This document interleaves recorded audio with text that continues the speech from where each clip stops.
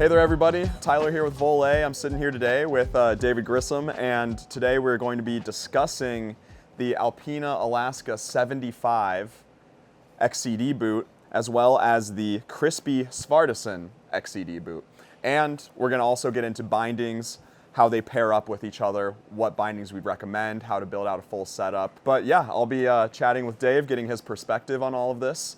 And we're gonna really get in the weeds and break it down. So first things first, I'm curious why these two boots? Why are these the two that we're focusing on today? Well, if you look across the market, there's only a few choices of 75 millimeter duckbill boots still available. And we wanted to get a closer look, get more intimate with the boots. So we started testing the boots, and you know, what I discovered was these are two great boots. They're both very comfortable. And you know, frankly, I didn't even know it at the time, but as I tried other boots outside of these two, I found that these boots are, you know, great comfort and great performance. So we focused on it and just delved more into it and started to adapt. For example, I mean, we built a binding, the 201 for the Alpina Alaska 75. We did some adaptations to make it a better fit for that. And we can go deeper into that later. Yeah, totally. I guess, I mean, that's something good to bring up right now is just why we're essentially redoing this video for the people who are tuning in for the first time. We essentially shot this comparison already last season. But since then, there's been some new developments and new information. So I guess from your perspective, we can get into it. What's the purpose for sort of revisiting this topic? What we discovered with the Alpina Alaska is there were some sort of fit and durability issues that we needed to address. Many people tried to pair the Alaska with our 3-pin cable binding. And what you have with the Alaska is the duckbill is a little bit thinner than on a regular 75 millimeter duckbill boot. So it's about 14 or 15 millimeters. And the perfect fit for that was the bail height of our original 201. And you should recognize that the 201 is one of the original bindings that was in the line in the early 80s. It was one of the first 3-pin bindings we developed. And so it was built around thinner duckbill boots, but there were durability issues that we had to address. We basically had to modify the bail so it didn't grind into the rubber boot rand on the boot. So we modified the bail. We wanted to make it very specifically marketed to the Alaska. And then we also added the cable version so that you had that option for the Alaska. We spent last season, honestly, like living and breathing these boots, you know? We've really focused a lot of our attention towards this XCD sort of segment, being in them, being on them, and we did a lot of that testing, well, all of that testing on the Endeavor BC ski, different bindings, different boots. And the AK essentially levels the playing field a little bit when it comes to these boots, or so it seems, you know, making a perfect pairing for this duckbill. There was kind of that drawback, as Dave mentioned. As we got into it deeper, we were trying to understand, frankly, what the boot market was, what was still available, and we found that these boots they're available, they're comfortable, and they're great performance. But we lacked the binding to perfectly fit with the Alpina Alaska. And you know, like I said, the modifications that we made were really with the bail so that it wouldn't be a durability issue on the boot rand. But it's a good fit because of the bail height. It fits this duckbill thickness, whereas the Svartisen fits perfectly in our regular 3-pin cable. And it should be noted that these bail heights are a little higher and they match this duckbill thickness. And this is around 19 millimeter. And so that fits perfectly in these 3 bindings. So ultimately what you're saying is, you know, instead of having to choose a boot based on binding restrictions, with our updates, you now essentially can choose exactly what you want for as far as the whole setup goes. Well, exactly, and we feel, you know, like I think we're we're getting into it so deep now, and we thoroughly tested this, and we feel confident and comfortable to recommend the boot binding pairings to the customer. Right. You know, and we feel confident because we've been skiing on it, and you know, like I said, we've done the modifications, and I think it's great to note that we've got a cable version for the Alaska, because again, you know, I'll reiterate that, is that folks were taking the Alaska and they were putting it in the 3-pin cable, and there was the bail wasn't clamping the duckbill securely, and then the bail was grinding into the boot rand. And so we addressed both of those issues, and it's just a better setup for the customer for sure. Nice, right on. It's important to note for the people watching this video, if they're not familiar with XCD skiing already, it's common to pair these bindings and these boots with a scaled base ski, such as our BC line of skis. Specifically, the Voile Endeavor BC is the one that we would pair these boots and bindings up with. So if you're not familiar, it has scales on the base. It allows you to forego climbing skins, which makes it incredibly efficient and simple for cruising around rolling terrain and low angle terrain. So we kind of know generally now the why of why we're talking about these boots and these bindings, but let's real quick touch on who these setups are for. Absolutely. Yeah. I mean, it's the way we're talking about this is that it's for XCD, cross country downhill. And I think you can get in any of these setups and you can push the touring as a priority just for walking and fitness, or you can push it towards turns. Both will do that pretty well, and you've got the binding boot pairing to achieve whatever your priority is, whether that's touring or turning.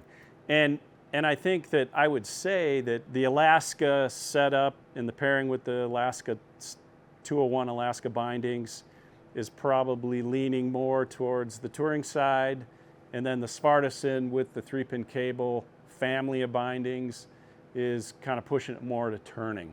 You know, you got some good choices there. Yeah. Yeah, totally. Well, I think everyone watching this video knows that when it comes to skiing, you know, we have a lot of general, vague terminology, you know, and I think XCD is encompassing of a lot of different styles of skiing. They're all pretty similar, but there's different ways you can take it, as you just described.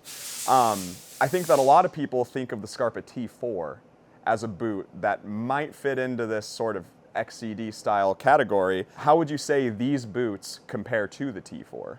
Well, I would put the T4 in a sort of next step up category in terms of performance, and in my view, I've skied the T4.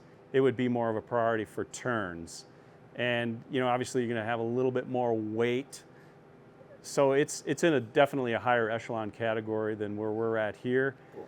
I would say that these are lighter, probably more comfortable out of the box, and that's an important note. Is that what I was surprised at with the boots is, and I didn't really know it at the time, is that I could take them out of the box and go skiing. They were both comfortable. And then after we tried other brands outside of Alpina and Crispi, you know, we found that these are really great boots in terms of comfort, and then of course performance. Yeah, they exist in a sort of different class than the T4 does. Without getting too in the weeds, because we're about to go in depth on these boots individually, just real quick, what would you say are the core differences between this Svartisen and the Alaska 75? My experience was that like I said, they're both comfortable out of the box, can go skiing right out of the box. I would say that the Alaska, I would say the priority would be more for if you're just out for touring, out for just fitness, walking around. And the Svartisen would be if you're prioritizing turns, more for turns. And I think that if you're a skier that's skiing, say, 20 days or less, choose the Alaska. If you're doing more than that, more than 20 days, I would choose the Svartisen. And of course, like I said, more touring, more turns. You know, like I said, the T4 is in a higher echelon, and we will be doing a video that focuses on the T4 and the T2 later. Stay tuned for that. Now what we're going to do is go ahead and dive deeper into the on-snow performance of both of these boots. We're going to start off first with the Alaska 75. So I guess, Dave, walk me through what the Alaska 75 feels like on snow. You can take it out of the box and go skiing. The Flex it's very friendly, easy to walk in. You've seen me skiing and walking in this boot in previous videos. It's very comfortable. I would say that this boot is a little warmer than the Svartisen, so there's a positive there for sure. Paired with the 201 AK cable, the 201 Alaska cable, I mean, you can make some good turns with it. And what would you say is sort of the terrain sweet spot for this boot? And I think we're talking a little bit more about downhill performance when we ask that question. Low angle, I would say. Yeah. Rolling hills for walking and turning. I mean, you can get a lot done with these setups for sure. Totally. And I think for somebody that's, really entry level, they can push it either way. I would say it's got a little bit of a priority towards touring, but you can get quite a bit done with this. And for somebody that's new to the sport, it's a great setup for that. Cool. And where would you say it starts to feel a little bit undergunned? What are the situations where you think you might want a little bit more boot? A little bit steeper terrain. If you're out on a, much longer tour, if you're somebody that's, skiing a lot, 20 plus days a year, it might be a little much for this boot, and then maybe jump up to the Svartisen and the 3-pin cable family for that. What would you say is the ideal skier or skier type for this boot, the Alaska 75? Yeah, like I said, entry level, somebody starting out. Maybe they want to start out, they want to get the feel for walking on the setup, and then they can push it on the turns, whether that's a drop knee telemark turn or even a parallel turn. But that's where I would put someone if they were just new to the sport. Cool.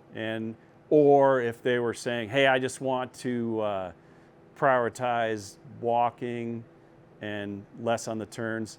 I mean, this is jumping ahead a little bit, but the beauty of the 201 Alaska cable binding is you can take the cable off, stow it in your pack, and put it on only if you need it, and then just walk on the 3-pin. Yep. And the nice thing about that, we'll be getting a little into this deeper later, is that you can stow the cable on the heel of the binding and then just walk on the pins. Yeah, in summation, when I see the Alaska 75, based on what you're saying here, I think out of the box comfort, it's warm, it's good for the newer XCD skier or the more touring focused XCD skier. I know Voile ambassador Ann Driggers has recently done some pretty big traverses on this boot, more touring focused. So ultimately, it's comfort, it's warmth, it's getting you into XCD skiing, and it's a boot that can really hold up and is great for the touring-focused skier. Now that we covered the Alpina Alaska 75, we're going to shift gears and talk about the Crispi Svartisen. Absolutely. Impressively, the Crispi Svartisen is, again, like the Alaska, take it out of the box and go skiing. The flex is reasonable. I wouldn't say that there's a huge break-in time, if really any, in my experience. You can mate it with a number of our bindings in the 3-pin cable family, with or without a cable, if you need a riser. Again, I would say that it's a boot and binding combination that for someone that wants to push it a little bit more on the slope angle, their priority is turns. And if they're going to be skiing 20 plus days a year, they're looking for long-term durability in the boot. It has, for downhill performance, obvious differences in the two. You've got this carbon exoskeleton with the two buckles, naturally going to give you a more secure fit and more performance on the downhill. If you're the turning-oriented XCD skier, this one's much more stable, offers a lot more control. Absolutely. Primarily due to this sort of ratcheting buckle, carbon exoskeleton sort of system they have there. Absolutely. How does it feel when things get a little bit steeper and a little bit firmer when you're in this boot? It's confidence inspiring for sure. When you're on steeper terrain or even in powder snow, you'll have a lot more confidence with that boot, with the Svartisen. and the 3-pin cable binding. You'll have more confidence if you pair it with the 3-pin cable. So you'll want the cable if you're going to be in steeper terrain, powder snow, that type of terrain. Cool. And so, yeah, I guess that kind of just naturally flows into my next question, which was, what is the ideal terrain for this boot? You know, on the Alaska 75, you said low angle or rolling terrain all the way. Is it different when it comes to this boot? You could ski a lot of terrain. If we're talking in the Wasatch, there's a lot of terrain that you could ski with this setup. Obviously, we're a lower echelon compared to a plastic Telemark boot, but you can get a lot done with the Svartisen in, say, a 30 degree angle, slope, powder snow, firm snow. I mean, there's a lot you can get done with that. We kind of already touched on it, but what's the ideal skier type for this boot? Someone that is looking for a simple setup, a lightweight setup. That's one thing I probably failed to mention, is how light that combination is. Somebody that they want to push it with the turns, they want to make turns as the priority, and they're not really wanting to carry a lot of weight, typically, as you would see with a plastic Tele boot and a heavier Telemark binding. It's almost traditional in some ways. I mean, frankly, it's a lot of what I started out on tele skiing in the early 90s, and it's nice to see that the boots and the bindings are still out there and people are still interested in them. And frankly, we're seeing a bit of a revival in that. So there's some focus on it. There's some, maybe even a little bit of nostalgia for the simplicity of it, the lightweight of it all. This boot right here, you would say, is more geared for the skiers prioritizing turns over touring. Definitely. Yes. Definitely. Okay, cool. Yeah. And, you know, we did what you were just saying about weight. I think that applies to both of these boots and all of these bindings. You know, that's just generally, I think, an observation about 100%. this style of setup. Absolutely. Because I do think it's important to note, you know, we're going to talk right now about the key differences between these boots, and weight is one that certainly comes to mind. So in terms of weight between these two boots, the Svartisen is actually technically slightly lighter than the Alaska 75, but we'd say overall that difference is negligible. Really, the key differences in this boot are going to more come down to, you know, the type of terrain that you want to ski, the style of skiing you're doing, this sort of carbon exoskeleton. Yeah, if you're focused more on touring, turning, you're going to get a little more weight here because to achieve the warmth in the boot. Yep. So absolutely. But we can't. But they're close. They're close. Yeah, can't stress enough how it's truly a pretty negligible difference, especially for the type of skier who's doing this XCD stuff. For sure. All right, so now that we covered the boots here, I think we're gonna pivot a little bit now, and we're gonna talk about binding specifically and how they pair up with these boots. Before we get into that, just really quick, let's touch on again who these setups are for. So both setups, both boots are for the XCD skier, cross-country downhill. Somebody that wants to either focus on touring, but they also want to do some turning. And as we talked about, the Alaska setup is more geared in our view, or my view, for touring, but you still can do turns. And then if you're going to be focused more with the Svartisen, it's more of a priority for turning. Right. And when I see XCD, I think of two words, and that's simplicity and efficiency. And, you know, obviously, like touring and turning, why wouldn't you have an AT setup or a more plastic heavy-duty tele setup? This is different. Even though it's all kind of the same, it's all backcountry skiing, this is more simplicity-focused, efficiency-focused, keeping it simple, keeping it old school. Folks might choose these setups not just on the Wasatch Front. It could be anywhere in the Pacific Northwest, the Rocky Mountains, the Midwest, New England, anywhere, Mid-Atlantic. So there's a lot of places that you could use this setup. And if you want to just go walking, you can do that. If you want to make turns, you've got the option. With that being said, let's talk about the Alaska 75 and what binding of all these bindings here in front of us is going to pair up the best with this boot. Absolutely. So we've got two new bindings. It's amazing, you know, after 45 years in business, that we're reintroducing 2 new 3-pin bindings. So first of all, we should talk about the duckbill thickness on the Alaska. It's about 15 millimeters, and that pairs perfectly with our 201 binding. To go back many years here, the 201, and what the 201 is essentially just a part number, and it just kind of stuck with this, so we call it the 201 Telemark 3-pin.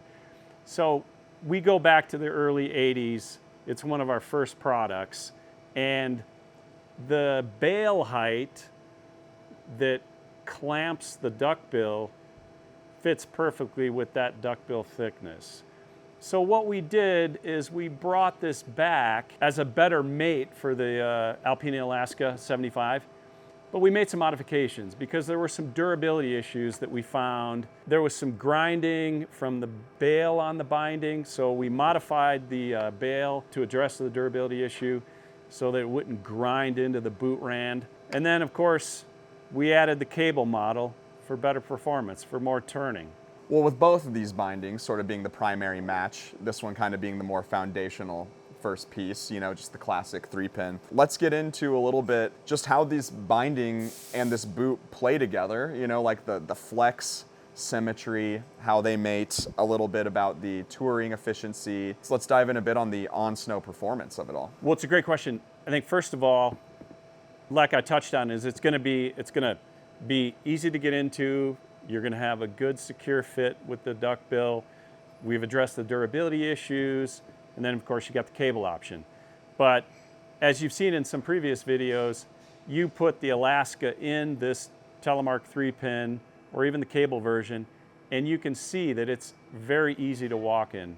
Natural stride, easy to get across some terrain, whether that's, you know, rolling hills or flat terrain, groomed trails, breaking trail in deep snow. It's just real easy to walk in. Yeah, totally. And then, you know, I think it's obvious, it's pretty obvious that it's a pro of all these, but the simplicity, you know, that seems to me one of the big factors in deciding on one of these setups. Simplest Telemark binding in the world. I mean, truly, it's like, especially for me coming from... Not a lot can go wrong here. Yeah, exactly.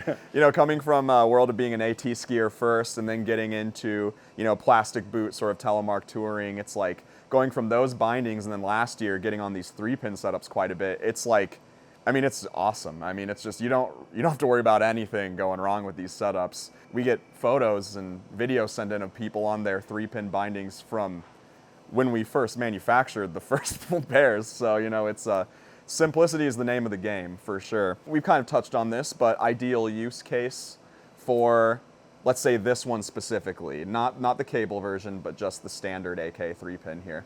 Yeah, you're gonna definitely wanna, if you're getting just a straight 3-pin with the Alaska, you're gonna be prioritizing just walking, touring, mellow terrain. You can definitely make a telemark turn with that or a parallel turn, but you're primarily gonna focus on walking. You wanna be able to just throw your skis down, get in the binding and take off. You know, and especially when you're pairing that with a scale-based ski like the Endeavor BC, it's spectacular. So simple, you can just go. Don't have to put skins on. And that's something we should, you know, mention is that all the pairings are typically with a scale-based ski, so that even adds to the simplicity of the setup. It's just throw them down, clamp in, and take off. So at what point then would someone graduate or move up to a 3-pin AK cable binding? Yeah, so if you want the cable, you're wanting to make some turns. And the cable's just gonna add that lateral rigidity or lateral stiffness so that it's easier for turning.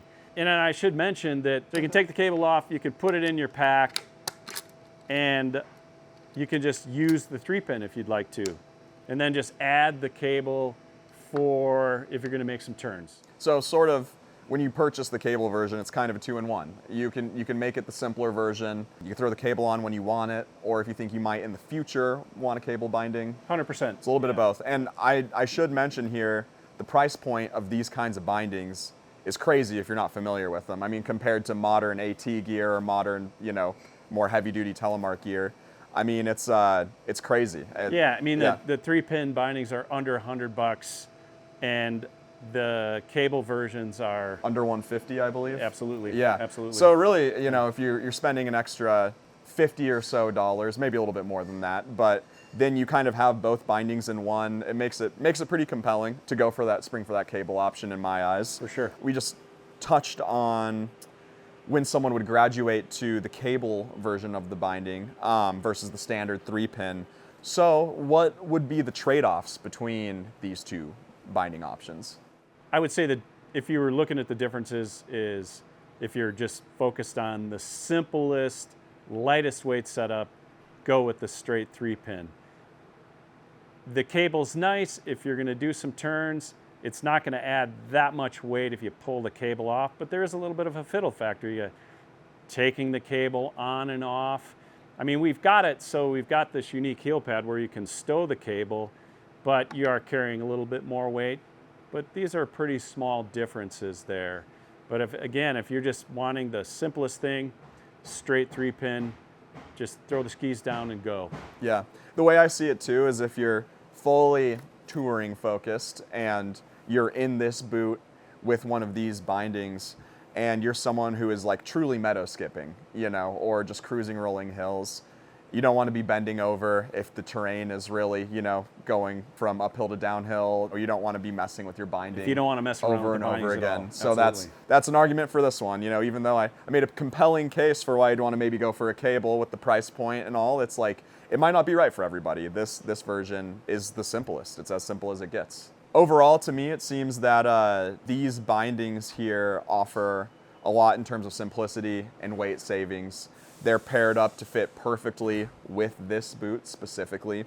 And that's an important point to touch on is that these two bindings, the 201 AK, 201 Alaska, 201 Alaska cable, they are built specifically for this boot.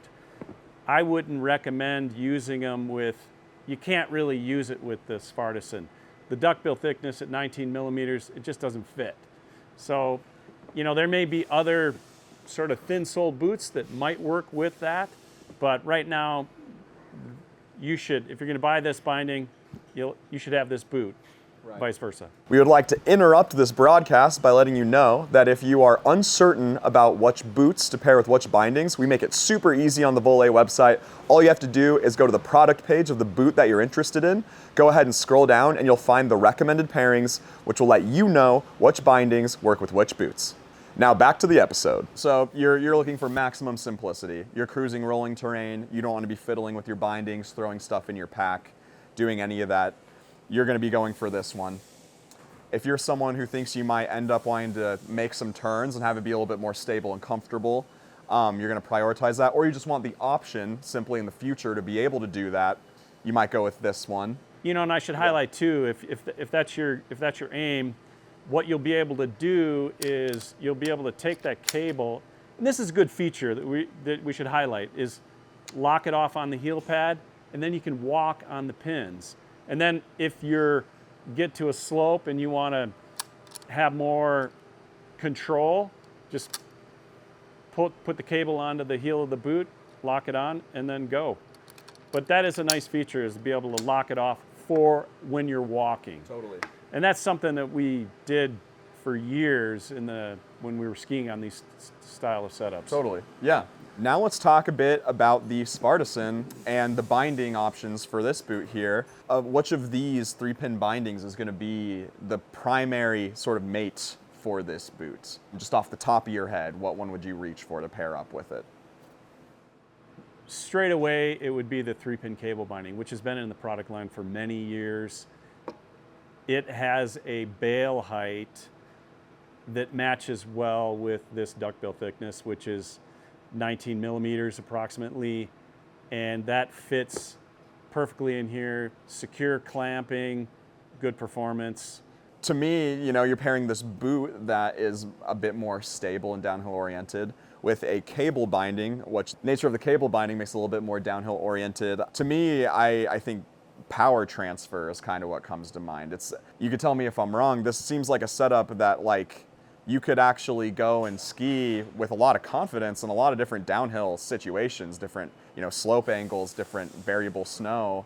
You could practically take the Svartisen and the 3-pin cable on firm snow inside a ski area. Sure. Obviously a little bit lower angle terrain and not a bump run, but the pairing is definitely with the cable. You're going to get a lot more torsional rigidity in the binding and boot combination, better power transfer, as you say. Educate me, how it was back in the day. Like, how far off is this boot with this binding from a 3-pin setup that people were skiing in bounds, back in the 90s or the 80s? Great question, and I think it's really close. I think the boot has come a long way because, my experience with the Svartisen is it's really comfortable out of the box. You can go skiing immediately. It's got a lot of padding in there, so you don't get a lot of hot spots. And then, of course, you've got the carbon exoskeleton for performance, the 2 buckles. It's a pretty compelling setup. It's nice to see that the boot technologies come along, with the boots. It's a spectacular boot for sure. Totally. And from my perspective, as someone who's only skied in the era of modern, really nice gear, hopping on one of these setups really gives you a lot of respect for all those old school ski videos you see. People were doing some pretty wild stuff on setups just like this, and being able to hop into a pair nowadays. Cut to the old Voile video. Yeah, seriously.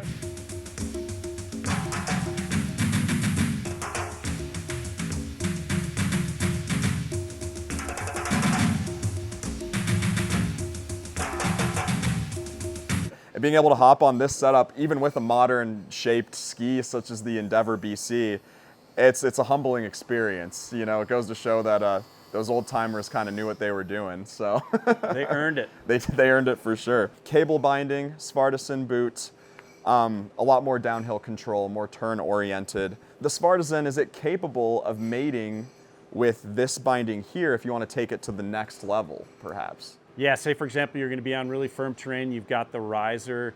It gives you the ability to angulate or make turns on steeper terrain without the binding deflecting off the snow. Sure. So that's, if you are going to be on any firm snow and you want to avoid that binding deflection, if you're going to be angulating, turning on hard snow, you won't get what you call like boot out, where you lose the edge. Right. So the riser is for that type of terrain. Cool. Want a little more power. Yeah, and I should note this is the 3-pin cable traverse. This is the binding that we're talking about right now, and it has this. The riser, as Dave's calling it, is kind of this plate under the toe piece that adds some stack height there. It's 10 millimeters. Yeah. 10 millimeters, yeah. So that's going to really help you with steeper terrain. So yeah, it's just, you get into a telemark turn, you're up on edge, and it prevents the wing of the binding from deflecting off the snow, and you lose your edge. The riser's a good benefit to the 3-pin cable traverse. Totally. So yeah, I mean, that kind of covers it. Most everything is similar between these two bindings. The riser is really the added feature. Indeed, yeah. So even more downhill friendly, downhill oriented. So yeah, there's ways to take this turn-oriented XCD setup and gear it even more aggressively towards the downhill side of things, is kind of what I'm hearing by pairing it with this binding. For sure. So where does the HD Mountaineer come into play? Because it seems pretty obvious that these two bindings are really great fits. Is it undergunned? Is it for a different type of skier? I'm curious how that pairs with this boot. If you want the simplest binding in the world, go with the 3-pin. If you don't want to fiddle around with the cable, it comes out of the same manufacturing tooling that the 3-pin cable does. So if you want the simplest binding, don't want to mess with the cable. You want to, again, with a scale-based ski pairing, throw the skis down, clamp in, and go. Cool. So yeah, it's simplicity, touring efficiency, same exact perks and benefits of this binding, just paired with this boot, which is a little bit more heavy duty. There could be skiers out there who want that sort of pairing, just a simple, dead simple binding. And I feel like it's also important to note too, like, you can still make turns without the cable. 100%, absolutely, yeah. And that's, paired with this boot, that binding, I mean, it fits well, it securely fits well, and you can definitely make a telemark turn or a parallel turn. Sure. No problem. And the boot will help, this 3-pin with this boot is gonna feel more stable on a turn than this 3-pin and this boot.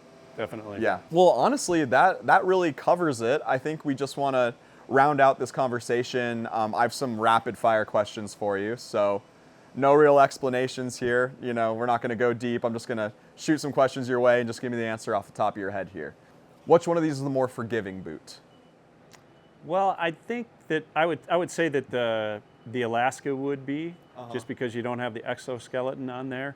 I mean, they're pretty close. They're again, I can't say it enough, and I've said it numerous times in the video that they're both really comfortable out of the box. But I would say that just Maybe the, lean Alaska, Indeed. but Yeah, both absolutely. are forgiving. Yep. Yeah. Yep. Okay. What's the more powerful boot? Definitely the Svartisen. Better for long, low-angle days. I would say the Alaska. Okay. Better for making turns. Svartisen. Better for newer Tele XCD skiers. Alaska. Better for more experienced XCD skiers. Svartisen. Right on. Sweet, so that rounds out our discussion here, talking about the Crispi Svartisen and the Alaska 75, breaking down the key differences, the similarities, what binding options to pair with these boots. We really hope that this can help answer some of your questions. It's important to note that these are our opinions on these boots. You know, it's totally fair and to assume that some other folks might disagree with some of these takes or have different experiences. Feel free to chime in the comments, shoot us a message, let us know what you think, because this is just from our experiences riding all of this gear. Yeah, you know, we really like these products. We think they're really great boots. We obviously think they pair really perfectly with these bindings, and you know, you shouldn't hesitate to try either of them out. Just figure out which one is going to be right for the style of skiing you're going to do. And stay tuned for the next installment where we're going to be talking about the Scarpa T4 and the T2. And we'll be covering that sort of next level of XCD, adventure, skiing, Nordic touring, whatever you want to call it. We'll kind of dive in on the more heavy-duty boots and setups. So, yeah, thanks for letting me pick your brain, Dave. And You're welcome. Yeah, that's the Svartisen and the Alaska 75. Woo! There we go.